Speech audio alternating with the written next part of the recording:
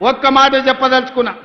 ఈ నల్లగొండ కోసం ఆనాడు పండిత్ జవహర్లాల్ నెహ్రూ గారు మొదలుపెట్టిన నాగార్జున సాగర్ కావచ్చు, ఈ కృష్ణా పరివాహక ప్రాంతంలో మొదలుపెట్టిన శ్రీశైలం ప్రాజెక్టు కావచ్చు, కల్వకుర్తి, భీమా, నెట్టంపాడు, కోయిలసాగరు, ఆర్టీఎస్, ఈ ప్రాజెక్టులనే కాకుండా ఎస్ఎల్బిసి టన్నెల్, ఎలిమిలేటి మాధవరెడ్డి ఎత్తిపోతల పథకాలు ఇవన్నీ ప్రాంత రైతాంగాన్ని ఆదుకోవడానికి మొదలుపెట్టినాం.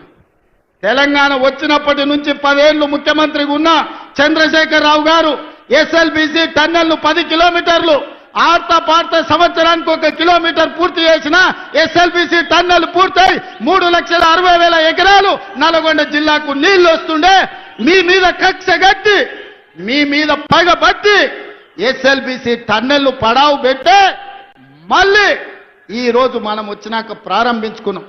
ఆనాడే ఎస్ఎల్బిసి టన్నెల్ ఆషమాషిగా రాలే. కోమటిరెడ్డి వెంకటరెడ్డి గారు, జానారెడ్డి గారు, రాజశేఖర రెడ్డి గారితో కొట్లాడి మాకు నీళ్లు కావాలి, కృష్ణానది జలాలు మాకు రావాలి అని చెప్పి ఎస్ఎల్బిసి టన్నెల్ను ఆనాడు 2005-6లో ప్రారంభించుకున్నారు.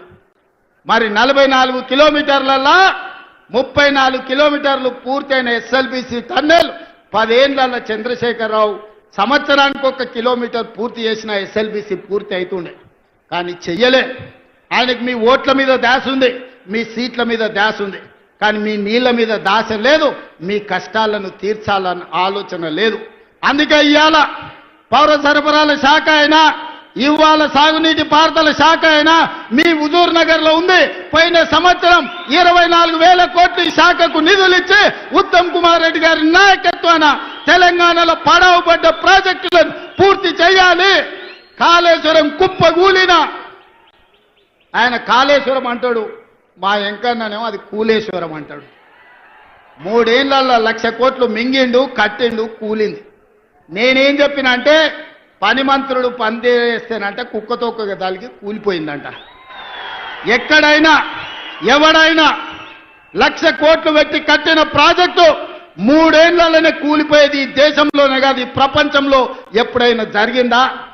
కాళేశ్వరం అయిన ప్రపంచంలో 8వ వింత అన్నాడు. నాయన అది 8వ వింత కాదు, ప్రపంచంలో ఏకైక వింత. 1,00,000 కోట్లు పెట్టిన కాళేశ్వరం 3 ఏళ్ల కుప్ప కూలిందంటే మిమ్మల్ని ఊరేసిన పాపం పోదు మీది.